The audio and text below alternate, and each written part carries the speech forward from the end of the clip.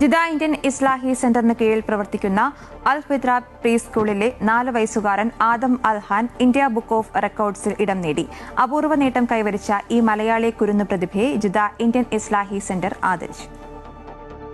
50 വ്യത്യസ്ത ദേശീയ അന്തർദേശീയ കാർ ബ്രാൻഡുകളുടെ ലോഗോയുടെ ചിത്രങ്ങൾ ലാപ്ടോപ്പിൽ സ്ക്രീനിൽ നോക്കി കേവലം 2 മിനിറ്റും 13 സെക്കൻഡും കൊണ്ട് കൃത്യമായി തിരിച്ചറിഞ്ഞാണ് ഈ 4 വയസ്സുകാരൻ Adam Alhan India book of റെക്കോർഡിൽ ഇടം പിടിച്ചത്.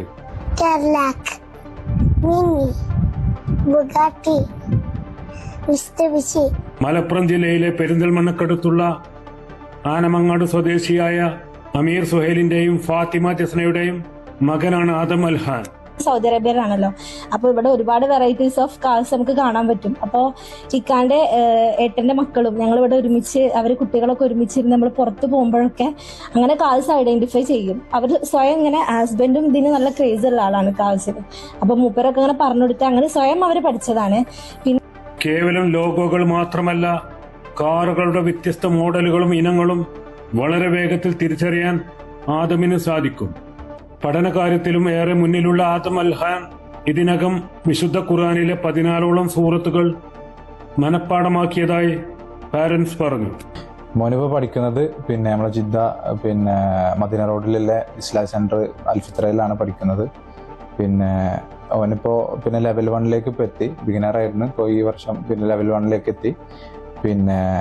അവിടെ ഇപ്പോ നമുക്ക് അവനിപ്പോ അത്യാവശ്യം ഖുർആൻ ഓതാനും അതേപോലെ തന്നെ അറബി ലെറ്റേഴ്സ് കാര്യങ്ങളൊക്കെ ഐഡന്റിഫൈ ചെയ്യുന്നതും അത്യാവശ്യം നേരെ പോലെ പറയാനും കാര്യങ്ങളൊക്കെ പറ്റുന്നുണ്ട്.